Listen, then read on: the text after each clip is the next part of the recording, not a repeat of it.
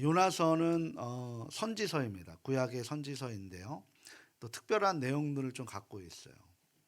특별한 소재 그리고 4장으로 구성되어 있는 그런 작은 분량입니다. 제가 신학교 때 그 히브리어를 공부할 때 제가 공부했던 그 권이 바로 이 요나서였습니다. 그래서 아무래도 저에게는 요나서가 조금은 더 특별하게 다가왔던 적이 있습니다.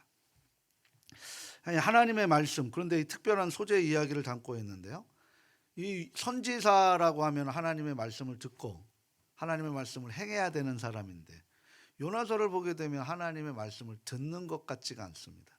오히려 하나님의 말씀에 순종하지 않아서 갑자기 큰 물고기가 등장하고 요나를 삼켜버립니다. 그리고 그런데 그 물고기 뱃속에서 3일간 살아 있다가 그 요나는 다시 살아나게 되는 거죠. 3일 동안 죽었다가 하나님의 은혜로 살아나게 됩니다. 요나를 보게 되면 또 4장에서 보게 되면 박넝쿨이 순식간에 자라나서 요나의 그늘을 서늘하게 해줘서 기쁨이 있었는데, 그것이 하루아침에 또다시 벌레를 하나님께서 허락하셔서 그 그늘이 벗겨지고 나니까 죽고 싶은 마음이 생기는, 그냥 감정이 요동치는 모습의 요나를 볼 수 있습니다. 악한 니느웨 백성들, 요나의 아주 짧은 이야기인 거죠. 한번 생각해 보십시오. 요나는 북이스라엘의 선지자였습니다. 근데 북이스라엘을 가장 멸망시켰고 가장 가까이에서 근접거리에서 괴롭혔던 나라가 어떤 나라냐면 아수르예요. 그러니까 아수르의 수도가 니느웨입니다. 그러니까 북이스라엘에서 열심히 그 척박한 땅에서 늦은 비 이른 비를 가지고 그렇게 풍성하게 어찌됐든 간에 열매를 맺었는데, 추수할 때 되니까 아수르 사람들이 다 와서 다 뽑아가고 다 뺏어가는 거예요. 그럼 아수르를 이스라엘 백성들 입장에서는 어떻게 보겠어요? 저 사람들 좀 없어졌으면 좋겠다. 좀 진짜 왼수 같은 사람들이라는데, 그런 상황 가운데 하나님이 요나를 들어서 뭐라고 말씀하시냐면, 네가 니느웨, 그러니까 아수르의 성 수도죠, 그곳에 가서 40일 동안 회개하지 않으면 이 니느웨는 무너지리라라고 외치라는 것입니다. 요나의 마음에는, 이스라엘 백성들 마음에는, 북이스라엘 마음에는 무너졌으면 좋겠고 없어졌으면 좋겠고 망했으면 좋겠던 이 나라를 지금 가서 그들을 회개하고 그들이 돌아오기를 기다리라고 하나님의 마음을 전하라니까, 이것이 요나의 생각과 내 생각이 충돌되고 있는 모습이 바로 요나서의 전체 스토리라고 볼 수 있습니다. 여기에 왕으로부터 니느웨 백성들, 심지어 동물까지도 마음을 새롭게 하여 변화를 받아서 재앙을 피하게 되는 장면이 요나서이죠. 여기서 가장 충격적인 모습은 바로 하나님의 말씀을 받고 하나님께 쓰임받은 선지자의 반응입니다. 다른 선지자에서는 거의 찾아볼 수 없는 모습을 이 짧은 요나의 4장에서 모든 것이 기록되어 있다는 거죠. 선지자가 하나님의 명령에 불순종하는 것으로 끝나는 것이 아니라 오히려 대드는 모습의 낯선 장면이 요나서에 등장하고 있습니다. 왜 이런 어떻게 보면은 넣지 말아야 될 이 요나서를 왜 구약 선지서에 넣으셨을까? 그리고 예수님께서 나는 요나의 이야기 외에는 내가 이야기할 것이 없다라고 이야기하셨을까? 요나서가 중요하다라는 거겠죠. 그러면 이게 왜 우리에게 중요한지 요나를 통해서 우리가 그것에 공감하는 시간이 되어질 수 있기를 다시 한번 주님의 이름으로 소망합니다. 감히 하나님이 명령하시는데 거기 가기 싫다고 버틸 수 있는 사람이 몇이나 될 수 있을까? 그런데 요나 선지자는 하나님을 정면으로 들이대는 태도를 취하고 있습니다. 마치 하나님과 인간의 주도권 싸움이에요. 네가 이기냐 내가 이기냐. 이스라엘 제가 얘기했잖아요. 하나님을 이겨먹어서 그들이 성공한 인생을 살았느냐라고 말씀을 드렸습니다. 이것처럼 요나는 길을 세우고 하나님께 자기의 감정을 다 드러내고 할 말을 다 합니다. 그래서 요나를 우리가 우화나 교훈을 담는 풍자로 보는 경향들도 굉장히 많습니다. 그러나 분명한 사실이 있습니다. 우리가 분명히 해야 될 것이 있습니다.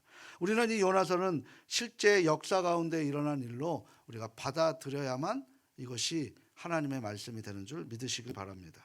왜냐하면 예수님께서 요나서를 인용하실 때 아이 큰 물고기가 어딨어 라고 얘기하는데 요나를 실존 인물로 언급하셨고 실제로 물고기 뱃속에서 사흘 동안 죽었다가 살았던 머물렀던 것을 언급하고 계시죠. 마태복음 12장 40절 말씀인데요. 우리 함께 읽어보도록 하겠습니다. 요나가 밤낮 사흘 동안 큰 물고기 뱃속에 있었던 것 같이 인자도 밤낮 사흘 동안 땅속에 있으리라. 요나가 큰 물고기 뱃속에 사흘 동안 있었던 것 같이, 이것은 그냥 예화가 아니라 실화를 말씀하는 거죠. 우리 예수님이 적어도 거짓말 하시는 분은 아닐 거라고 저는 믿습니다. 이 믿음을 이야기하고 계시는 거예요. 그러하게 우리는 이 요나서를 잠언과 같은 지혜서에 분류하지 않고 하나님의 말씀을 전했던 선지서에 분류합니다. 그래서 우리는 이 요나 선지자를 비롯해서 니느웨 백성의 회개, 그리고 거대한 물고기의 등장, 모든 이야기를 사실로 받아들여야 할 것입니다. 우리는 요나서를 보면서 회개에 중점을 하고 있는데 그 회개라는 것이 과연 우리들에게 무엇으로 이해되어야 되는가? 오늘 이 믿음을 우리가 이 실제를 우리에게 가르쳐 주고 있는 것이죠. 믿기 힘든 일이 성경에 등장한다고 그것이 실제 사건이 아니라 하나의 교훈으로 바라보는 것은 올바른 관점이 아닙니다. 우리가 우리의 이성으로 우리의 논리로 성경을 보면 이 성경은 신화 같은 것이죠. 그런데 영의 감동으로 쓰여졌던 이 성경이 성령의 의지에서 이것을 해석시켜 주시면 이것이 나에게 주시는 특별한 레마의 말씀으로 로고스의 말씀이 들려지게 되는 줄 믿습니다. 그래서 창세기 1장 그렇잖아요. 하나님이 태초에 천지를 창조하시느니라 믿으십니까? 확실히 믿으십니까? 이거 내가 이성으로 내가 보았어요? 내가 확인했습니까? 과학 시간에는 이것을 빅뱅 이론으로 해서 수많은 운성들이 충돌돼서 거기에 빛이 생겨서 거기에 나타난 파생된 것이 지구라고 얘기하고 은하계라고 얘기하는데 우리는 지금 하나님께서 천지를 창조하셨다는 것을 우리가 믿고 있는 거예요. 이 창세기 1장 1절이 믿어지기 때문에 오늘 저와 여러분들이 주님 믿으며 신앙생활을 하고 계시는 줄 믿습니다. 그런데 이렇게 태초에 천지를 창조하신 하나님께서 성경의 그 어떤 부분도 의심 없이 사실로 믿을 수 있게 되는 거예요. 천지를 창조하신 하나님께서 요나를 삼킬 만한 물고기 하나 만들지 못하시겠습니까? 또 요나 선지자는 구약의 다른 역사서에 이렇게 분류해서 분명히 언급되고 있는 것을 봅니다. 열왕기하는 이제 우리가 얘기하는 열왕기, 역대기, 그리고 사무엘상하, 열왕기상하는 우리의 역사서에 이렇게 분류되는 것인데요. 그 역사의 실제적인 이야기가 담겨진 이야기죠. 그것을 지금 말씀하고 있는데 열왕기하 14장 25절에 이렇게 말씀하고 있어요. 같이 한번 요나의 실제 인물의 역사 속의 이야기를 확인해 보도록 하겠습니다. 함께 합니다. 이스라엘 하나님 여호와께서 그의 종 가드에벨 아미떼의 아들 선지자 요나를 통하여 하신 말씀과 같이 여로보암이 이스라엘 영토를 회복하되 하맛 어귀에서부터 아라바 바다까지 하였으니. 아멘. 요나는 요나서 외에도 딱 한 군데 나오는데 열왕기하에 이렇게 요나가 등장을 합니다. 근데 이를 통해서 여로보암 왕, 그러니까 북이스라엘의 왕, 초대 왕이죠. 여로보암 왕이 활동했던 선지자였음을 역사가 지금 증명해내고 있습니다.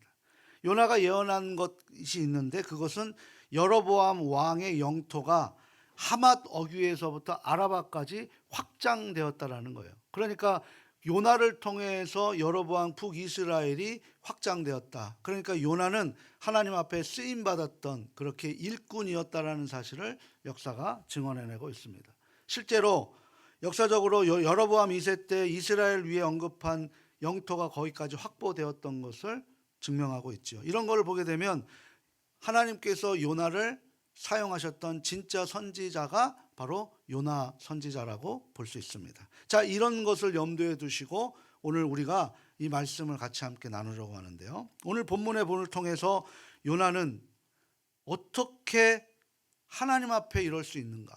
하나님 앞에 쓰임받은 요나가 어떻게 그럴 수 있는가?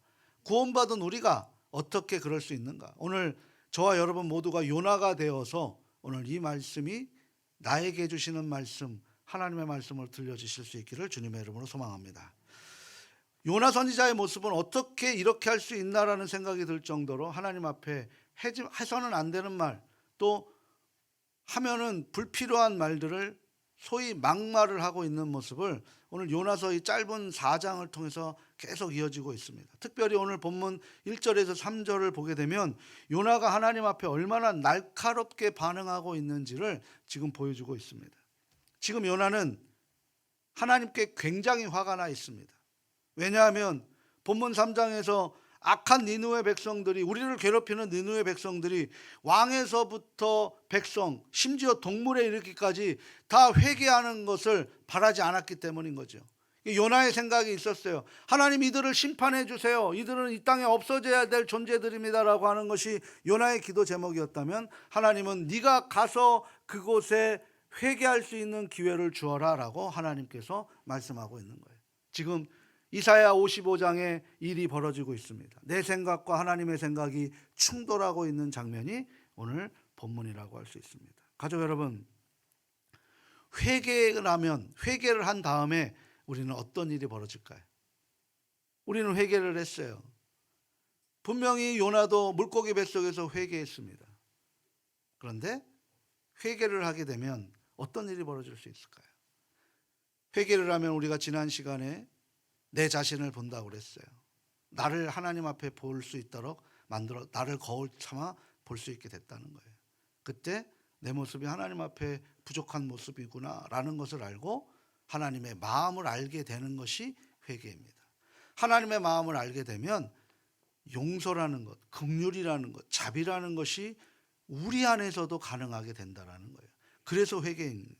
하나님이 약한 도성을 악한 무리들과 다 심판해서 쓸어버리시겠다라고 하셨는데, 이들이 내가 전한 메시지로 회개를 해버렸으니 이제는 이 심판을 면하게 될 것에 대해서 하나님의 마음이 안 드는 행보를 하고 계시는 것을 지금 보고 있는 거예요. 그런데 하나님은 은혜로우시고 자비로우시고 노하기를 더디하시며 인애로 크신 분이기 때문에 요나의 마음을 괴롭게 한 이유가 바로 그것입니다. 그러니까 이런 거죠. 하나님께서 지금 하고자 하시는 생각, 저는 인정할 수 없고 너무나 싫습니다.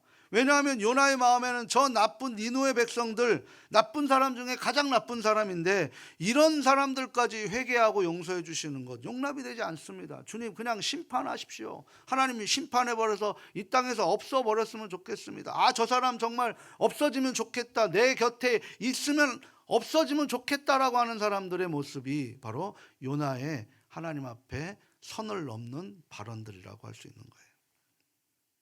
그래서 요나는 하나님의 이런 성품을 싫어했습니다.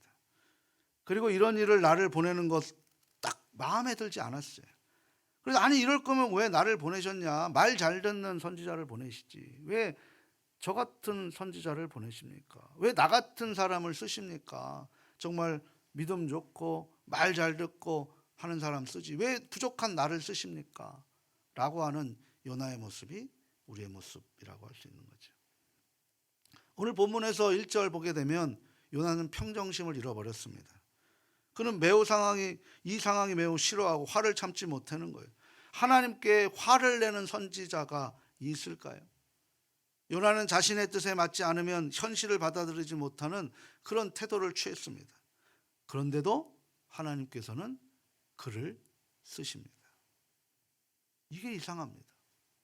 오히려 혼을 내야 되는데 요나를 달래는 장면이 오늘 본문에 나타나 있습니다. 3절을 보게 되면 정말 해서는 안 될 말을 요나가 하고 있습니다. 이는 정말 선을 넘은 발언입니다. 어떤 발언일까요? 3절 말씀 같이 한번 읽어보도록 합니다. 여호와여, 원하건대 이제 내 생명을 거두어 가소서. 사는 것보다 죽는 것이 내게 나음이니이다 하니. 아멘. 이 말은 이미 1장에서도 한번 했어요. 근데 1장에서는 누구에게 했냐면 풍랑이는 바다에게 자신을 바다에 던지라고 선원들에게 말했지만, 4장에서는 지금 요나가 누구에게 하는 거냐면 하나님께 하는 것입니다. 이때 요나는 내 뜻대로 하지 못할 바에는 차라리 죽겠습니다. 그냥 하나님 나 죽여주세요. 이 꼴 못 보겠습니다 라고 얘기하는 거예요. 우리가 흔히 이런 요나의 모습을 보면서 이런 생각이 듭니다. 하나님은 사람이 없어서 이런 사람을 쓰시나? 하나님께서 사람 좀 가려 쓰시지 뭐 이런 사람을 쓰시는가? 그런데요, 가족 여러분, 만약에 오늘 저와 같은 이런 말씀의 생각을 하셨다라면 우리도 요나와 같은 실수를 하고 있는 거예요. 내 뜻대로 하나님을 생각해 버리는 것입니다. 요나가 이 니느웨 백성들을 향해 하나님 왜 저런 사람들을 용서하십니까? 라고 말하는 것이나, 우리가 요나를 향해 왜 하나님 저 요나 선지자와 같은 사람을 사용하십니까? 라는 말은 똑같은 잘못된 생각이라는 것입니다. 우리는 항상 기준을 따집니다.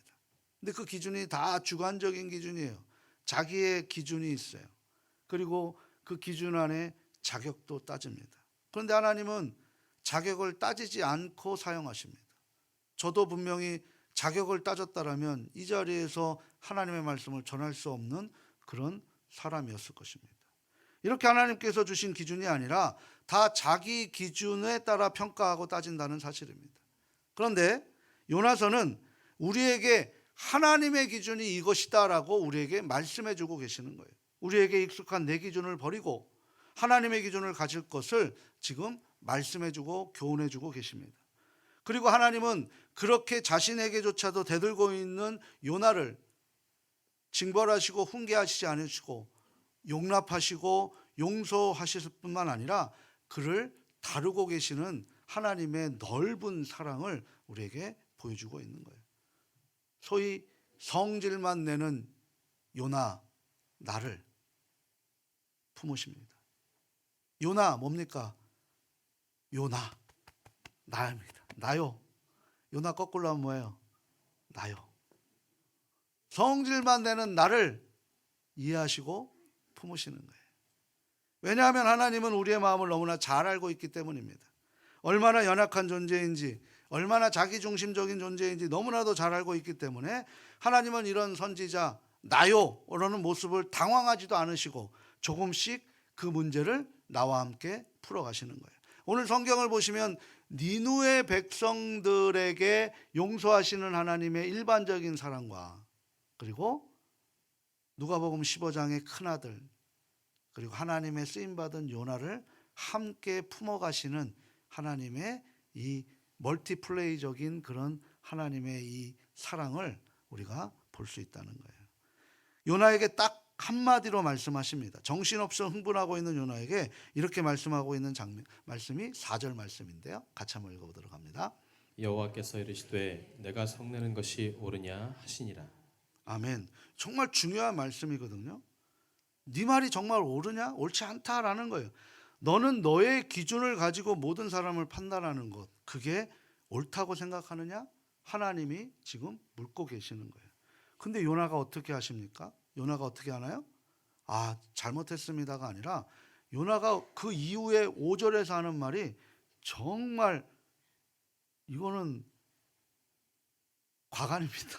표현을 할 수가 없어요. 5절 말씀 같이 한번 읽어보도록 합니다. 요나가 성읍에서 나가서 그 성읍 동쪽에 앉아 거기서 자기를 위하여 초막을 짓고 그 성읍에 무슨 일이 일어나는가를 보려고 그 그늘 아래에 앉았더라. 아멘. 그러니까 지금 요나 하나님의 말씀에 순종하지 않고 대꾸도 안 해요. 대꾸 왔다고 말하는 거 없잖아요. 그리고 어디 가요? 자기 초막 짓고 그 성읍이 어떻게 되는지 하나님 보세요. 하나님, 이 성읍 살리면 저 죽이시고 저를 살리려면 이 성읍 다 죽이셔요 라고 지금 하나님 앞에 지금 완전히 대꾸도 안 하고 이 얘기하고 있는 거예요. 내가 성내는 건 옳으냐라고 말씀하시는데 요나는 얘기도 안 하고 그냥 행동을 취해버립니다. 이게 나요, 나라는 거예요. 자기를 위하여 초막을 짓고 니느웨 성을 내려보는 곳에서 성이 어떻게 일어나는가를 지금 지켜보고 있는 거예요. 요나는 자신의 뜻은 하나님께 충분히 전했으니까 이제 하나님께서 자신의 주장을 들어서서 이 성을 심판해 주기를 바라고 있는 거예요. 그래서 이 성이 심판하는 것을 자기의 눈으로 직접 확인하기 위해서 마치 우리가 불구경하듯이 볼거리를 지켜보듯이 그 광경을 지켜보고 있는 모습을 취하고 있습니다. 그런데 이게 바로 요나, 나요, 우리의 모습은 아닌가. 오늘 이 사순절 기간 다시 한번 우리에게 요나를 우리에게 설명해 주고 있습니다. 우리는 내가 다 결정해 놓고 내가 다 계획해 놓고 하나님이 응답해 주시기만을 바라는 그런 우리들의 모습은 없는가? 하나님하고 상의를 해보셨는가? 하나님의 마음은 어떤지 한번 들어보려고 우리는 했는가? 하나님 이 사람 하나님 이거 없애주세요. 아니 꼴보기 싫어요. 이런 모습으로 다 그걸로 끝나는 것인가? 아니면 하나님은 이때 어떻게 해야 되나요? 라고 하나님의 음성을 들으려고 그런 모습을 갖고 있는가? 그래서 우리는 심판자 입장에서 저들에게 판결하고 집행해버리고 있습니다. 하나님께 물어보지 않습니다. 요나가 끝까지 니느웨 사람들을 용서하지 못하고 끝까지 심판받기를 기다렸던 것처럼 우리도 내 기도 다른 사람을 향해 내 마음대로 생각하고 정죄하고 판단하는 모습으로 요나가 성을 내려보면서 하나님의 심판이 임하는 것을 보고 승리의 미소를 지으려고 했던 모습이 이 5절 안에 담겨 있다는 거예요. 그런데 하나님이 어떻게 하셨습니까? 요나의 뜻대로 해주셨어요? 하나님의 뜻대로 이끌으셨나요? 하나님의 뜻대로 했다는 거예요. 우리가 아무리 고집을 부려도 하나님은 우리에게 설득되는 분이 아닙니다. 우리가 아무리 하나님을 설득하려고 해도 하나님이 아니신 것은 절대로 번복하시는 분이 아니십니다. 우리는 실수를 많이 해도 하나님은 실수하지 않으시는 분이신 줄 믿습니다. 그러니까 우리가 자꾸 하나님을 설득하려고 하지 마시고 우리가 하나님 앞에 설득당하려고 우리의 생각을 내려놓는 것이 하나님을 알아가는 방법의 길이지 않은가. 오늘 이 시간 다시 한번 중간에 깨달음을 얻게 됩니다. 하나님은 완전한 분이시기 때문에 우리처럼 시행착오하시지는 않아요. 그러나 하나님은 이 고집불통인 요나를 설득하시기 위해서 오늘 본문에 한 가지 장치를 하나 또 취하고 계시는데 그게 6절에서 8절 말씀입니다. 지금 그 당시 이 아수르 지역은 우리로 하여금 지금 현대의 지도의 위치상 어디냐면 이라크 지역이에요. 이라크, 상아시아, 이라크, 중동아시아, 이라크 모술 지역인데요. 그쪽은 지금도 50도 이상 됩니다. 너무나 뜨겁습니다. 그런데 한낮에 뜨거운 날씨예요. 그런데 거기에 그 뜨거움을 피하기 위해서 자신이 그냥 처마 하나를 이렇게 가려놓은 거죠. 우리로 얘기하면 파라솔 정도 하나 이렇게 만들었을 거라고 생각을 합니다. 그런데 갑자기 그곳에 순식간에 자신의 노력 없이 박넝쿨을 하나님이 허락하시는 거예요. 그러니까 그곳에 그늘이 만들어지지 않았겠어요? 건조한 지역에 그늘이 만들어지니까 너무 서늘한 거예요. 그래서 그걸 보고 크게 기뻤다라고. 하나님 감사합니다. 저를 위해 이렇게 박넝쿨까지 주시고 크게 기뻐했다라고 얘기를 하는 거예요. 그렇게 하나님은 이 고집불통 요나를 하나님께 하나님의 마음을 알게 하시기 위해서 이런 자연을 활용하십니다. 요나서를 보게 되면 요나를 이끌어 가시기 위해서 바람과 바다와 풍랑을 그렇게 활용하셨습니다. 심지어 물고기도 활용하셨습니다. 그리고 오늘 박넝쿨까지 활용하시는 거예요. 하나님이 쓰시는 것은 모든 것이 선한 도구입니다. 이 땅에 있는 모든 것 하나님의 마음을 알고 쓰임 받으면 모든 것이 선한 도구입니다. 실제로 하나님께 순응하면 그렇게 또 쓰임 받을 수 있게 되는 것이죠. 그래서 요나는 박넝쿨을 통해 요나의 마음을 하나님께서 만져주십니다. 그늘 때문에 기뻐했죠. 태양볕을 가려주는 게 얼마나 기쁩니까? 그런데 다음날 하나님이 벌레를 만들어서 그 박넝쿨이 하루아침에 다 없어진 거예요. 다음날 어떻게 됐겠어요? 또다시 뜨거워진 것입니다. 그때 그 감사는 어디 갔고 어제의 감사는 어디 갔고 나머지 요나는 또 어떤 일을 해서는 안 될 말을 했는지 아십니까?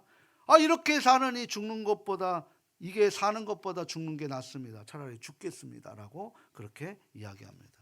그러니까 우리 입에서 나오는 말 조금만 힘들면 죽겠다 하고 하는 말이 벌써 요나의 이 짧은 4장의 구성에서 3번씩이나 나오는 거예요. 그럼 요나의 입에서는 어떤 말이 있다는 거예요? 이미 뭐만 조금만 하면 자기네 감정에서 죽고 싶다, 죽겠다, 죽여달라라는 이런 습관적인 말들이 있는 거예요. 배고프면 살아요, 죽어요?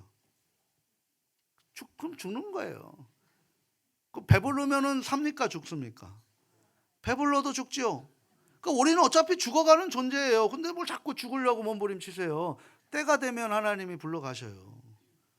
때가 되면. 내가 가고 싶어서 가는 나라가 아니고 하나님이 부르셔야 가는 나라라는 거예요. 그러니까 우리 입에서 어떤 말이 나와야 되느냐, 오늘 요나를 통해서 나오고 있는 거예요. 그런데 그때 하나님은 요나에게 4절과 같은 질문을 또 한 번 하십니다. 참 하나님, 참 노하기를 더디하시는 하나님이시죠. 9절 말씀 같이 한번 읽어보도록 합니다.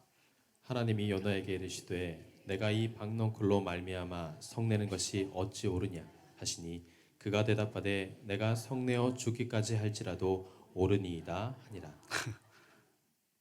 내가 죽어도 옳다라는 거예요. 죽어도 옳다. 이 고집불통이 바로 요나, 나요입니다. 나요. 저는 이 요나서를 묵상하면서 나도 이 정도였나 하나님 앞에. 내가 이 정도로 하나님 앞에 고집 피운 적이 없었나. 하나님은 이제 요나를 장식하는 마지막 말씀으로 요나를 향해 들려주시는데요. 이 말씀이 하나님의 마음이에요. 그러니까 자꾸 우리는 내 마음 알아달라고 신앙생활하는 게 아니라 하나님의 마음을 알기 위해서 신앙생활하는 삶이 되시기를 바랍니다. 오늘 10절과 11절 말씀인데요. 같이 한번 읽어보도록 합니다. 여호와께서 이르시되 내가 수고도 아니하였고 재배도 아니하였고 하룻밤에 났다가 하룻밤에 말라버린 이 박넝쿨을 아꼈거든. 하물며 이 큰 성읍 니느웨에는 좌우를 분별하지 못하는 자가 12만여 명이요 가축도 많이 있나니 내가 어찌 아끼지 아니하겠느냐 하시니라. 아멘. 하나님 나만 사랑하시고 나만 천국 가면 되잖아요 라는 게 아니라 너를 통해 수많은 사람들을 사랑할 수 있게 해주면 안 되겠느냐라고 지금 말씀하고 있는 거예요. 이 말씀을 알아셨던 우리 예수님께서는 이 땅에서 하나님의 마음을 가장 잘 알고 행하셨던 분 아니시겠어요? 그분께서도 이 비슷한 말을 한 예를 들어서 하셨는데요. 마태복음 6장 30절 말씀이에요. 같이 한번 읽어보도록 합니다. 오늘 있다가 내일 아궁이에 던져지는 들풀도 하나님이 이렇게 입히시거든. 하물며 너희일까 보냐 믿음이 작은 자들아. 아멘. 그러니까 한 영혼 한 영혼에 너무나도 관심을 있으시고 소중히 여기신다는 말씀이에요. 이게 이미 우리를 용서해 주시고 우리가 돌아오기를 기다리는 탕자의 아버지의 마음이라고 우리가 했습니다. 그런데 우리가 지난 시간 탕자의 큰아들에 대한 이야기를 안 했어요. 오늘 이 이야기를 하려고 미리 좀 빼놓은 것입니다. 누가복음 15장 탕자의 큰아들, 하나님 앞에 쓰임받은 선지자의 요나, 내가 미워하는 사람은 하나님 심판하시기를 원하는 그런 모습. 둘째 아들이 돌아왔는데 이 배은망덕한 이놈 때문에 왜 아버지가 잔치를 벌이십니까? 라고 하는 그런 모습. 다 하나님의 마음을 잃어버린 모습이라고 할 수 있다는 것이죠. 아무리 선지자라 할지라도 하나님의 마음을 모르면 아무것도 할 수 없습니다. 오늘 우리는 성도라는 것은 예수를 믿는 사람들이 아니라 예수를 전하는 증인된 사람들 모두가 다 선지자고 모두가 다 예언자일 줄 믿습니다. 그럼 우리는 어떤 마음을 알아야 되나요? 하나님의 마음을 알아야 됩니다. 노아의 방주처럼 세상이 그 노아를 손가락질할 때 하나님의 마음을 알고 그 안에 우리가 함께 가야지만 바로 작게나마 그 가족이라도 구원하게 되는 것입니다. 요나는 자신의 감정 때문에 어느 순간부터 하나님의 마음을 잃어버렸습니다. 그래서 그는 가는 곳마다 오늘 장로님 기도해 주셨던 것처럼 복의 통로가 돼야 되는데 오히려 어떻게 됐습니까? 화를 주는 인생이 됐어요. 우리 요셉 보십시오. 감옥에서도 노예에서도 하나님의 말씀을 붙들었더니 하나님을 모르는 집안이 하나님을 알게 되고 그리고 애굽이 하나님 앞에 쓰임받는 그런 일들로 또 구원의 방주로 하나님께서 또 그 역사를 이끌어 가는 거예요. 그런데 요나는 무엇입니까? 하나님 앞에 쓰임받고 자신의 영토는 확장될 수 있을지 모르지만 하나님의 마음을 잃어버리니까 오히려 판단하고 정죄하는 하나님과 충돌된 삶을 살아가게 되는 것입니다. 오늘 우리의 인생도 마찬가지라고 합니다. 그래서 우리는 항상 하나님의 마음을 품고 세상을 바라봐야 되는 거예요. 그를 향한 하나님의 마음을 느껴야 합니다. 말과 행동, 우리의 관심과 사랑, 바로 그런 모습이죠. 반대로 그리스도인이라고 해서 하나님의 마음을 모르고 하나님의 사랑을 전혀 느끼지 못한다면 우리는 지금 신앙에 심각한 문제를 가지고 있습니다. 우리에게 마음에 안 드는 사람, 우리에게 미워하는 사람, 우리에게 이단들은 심판받아야 될 사람들일까요? 구원받아야 될 사람들일까요? 우리는 그들을 어떻게 생각합니까? 그들을 정죄하고 그들은 하나님 앞에 심판받아야 될 사람이라고 그렇게 생각하고 있는 우리들의 생각들을 오늘 이 시간 다 내려놓으시기를 다시 한번 주님의 이름으로 소망합니다. 오늘 본문과 누가복음 15장은 굉장히 유사한 부분이죠. 누가복음 15장의 장자 아버지를 항상 지켰습니다. 그리고 아버지 말씀에 순종했습니다. 아버지에게는 너무나 고마운 아들입니다. 그런데 아버지 마음에는 늘 그늘이 있었습니다. 집 나간 탕자 때문에, 불순종한 가산을 탕진하고 아직 돌아오지 않는 그 아들 때문에 그 아버지는 잠도 제대로 자지 못하고 항상 아버지 얼굴에 그늘이 있었고 저 먼 밭에 있는 마을 어귀만 쳐다보고 계십니다. 그런 그 큰아들은 아버지의 그 행보가 못마땅합니다.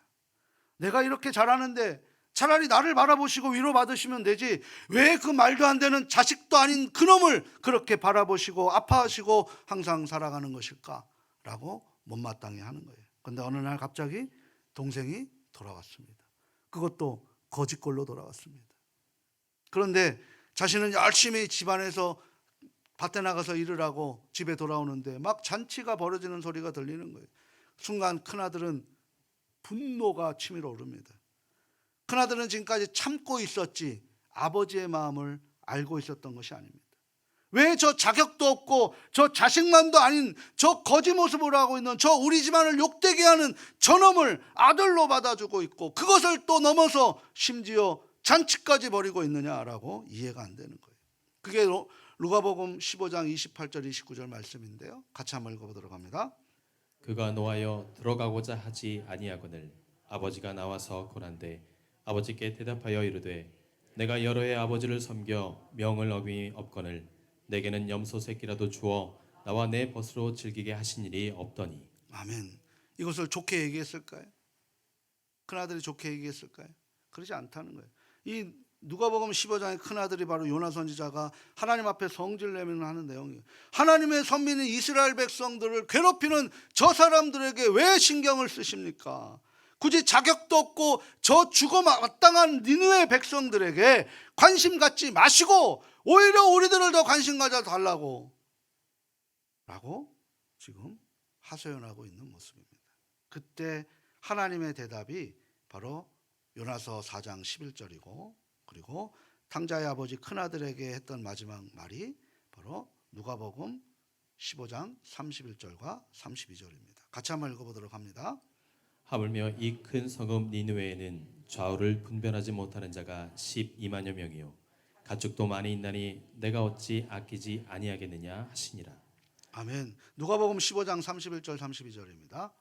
아버지가 이르되 예 너는 항상 나와 함께 있으니 내 것이 다 내 것이로되 이 내 동생은 죽었다가 살아났으며 내가 잃었다가 얻었기로 우리가 즐거워하고 기뻐하는 것이 마땅하다 하니라. 아멘.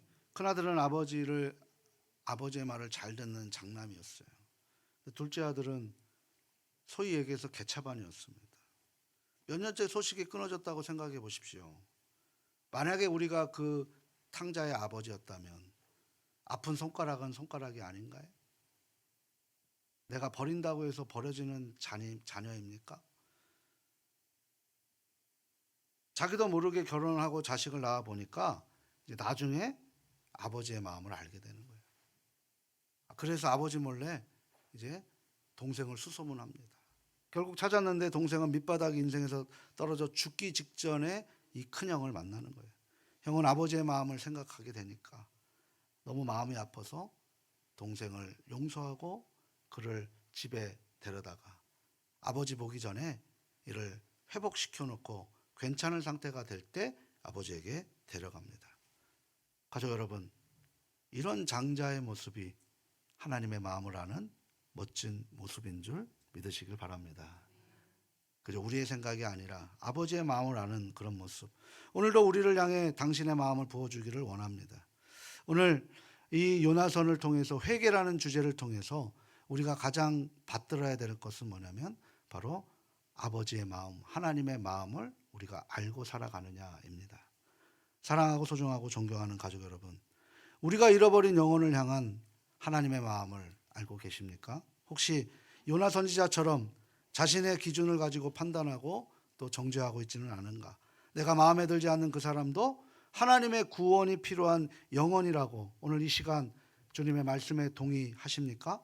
그럼 먼저 우리는 온 마음 다해 하나님을 사랑해야 됩니다. 그리고 그 사랑이 우리에게 있다라면 오늘 저와 여러분은 온 마음 다해 내 이웃을 내 몸과 같이 사랑해야 한다라는 사실인 줄 다시 한번 믿으시고, 우리를 항상 자격 없는 하나님께 용납을 받았어요. 오늘 여기 구원받을 자격이 될 만한 분들이 계시나요? 내가 하나님 앞에 합당한 삶을 살았다라고 자신 있게 얘기하실 분들이 계십니까? 다 부끄러운 존재고 자격 없습니다. 그럼 우리를 자격 없음에도 불구하고 우리를 구원해 주신 하나님의 은혜를 우리가 붙든다면 우리가 누구를 구원하고 누구가 심판받아야 되는 그런 자격을 우리가 논할 것이 없다는 사실입니다.